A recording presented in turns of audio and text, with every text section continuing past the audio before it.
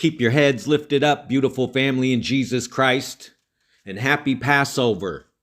And tomorrow is the full pink micromoon, and we'll get into that right after the verse of the day. And it's John 5:28. Marvel not at this, for the hour is coming in which all that are in the grave shall hear his voice. And Yeshua, Jesus Christ, told us to watch. And he said right where the signs would be, in the sun and in the moon and in the stars. And all glory to our Father, in the name above every name, Jesus Christ. I already put out this video about the solar eclipse that was on March 29th, and it was marking Nisan 1 on God's calendar, which makes today Passover, Nisan 14. And Israel is 10 hours ahead of me on the West Coast, so it's already April 12th in Israel, Passover. The Lamb of Elohim slain.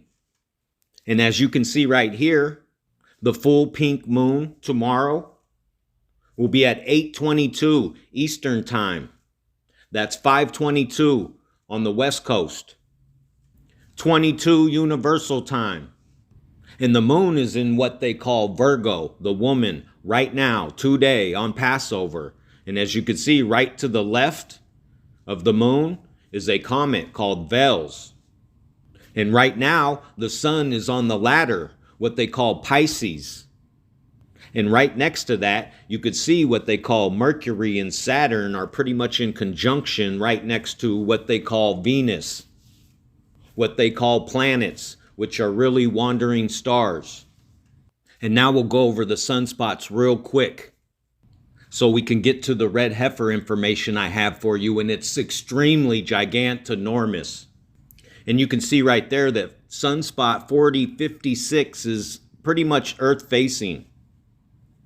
And in the next couple of days, it will be directly Earth facing with sunspot 4059. And Jesus Christ is perfect, and his timing is always perfect. And I'm never going to set a rapture date. My job is to sound the alarm and show his signs and keep you watching and waiting for our blessed hope, Jesus Christ. And this is magnificent, family, because it's Passover today and tomorrow, according to his signs. In sunspot 4056, that's Earth facing, the definition is altar, meaning a sacrificial altar. And they've been saying for months that they're going to sacrifice the red heifer on Passover.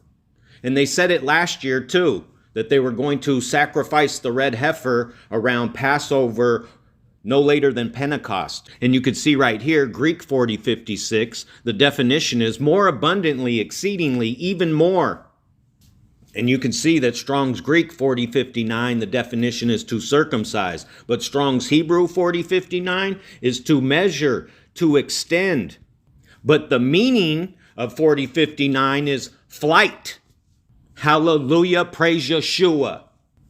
All glory to the Father. Thank you for sending Jesus Christ and giving him all the power and authority over heaven and earth.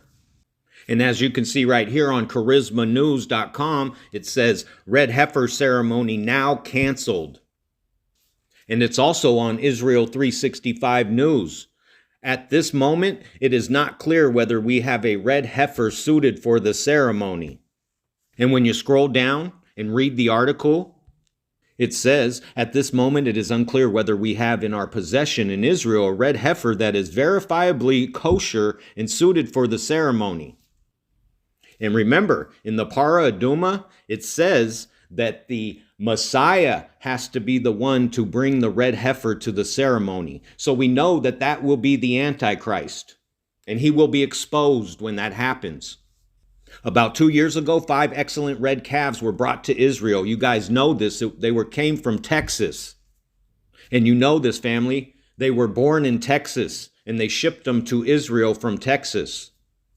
And they had already disqualified a couple of them last year. But what stood out the most to me is their names. One of them is named Hope, and one of them is named Redemption. They had been checked and certified in America as perfectly red, but several months after they arrived, they began to grow white hairs. And you already know, it says it right here. A red heifer is an entirely red female cow with no more than one non-red hair on its entire body. And either way, when they turn 4 years old, they're disqualified. They have to sacrifice them between the age of 3 and 4. But Jesus Christ's thoughts are above our thoughts and his ways are above our ways. So we should be expecting him every day. And no one knows the day or hour but the Father. So keep your heads up and get ready to meet him.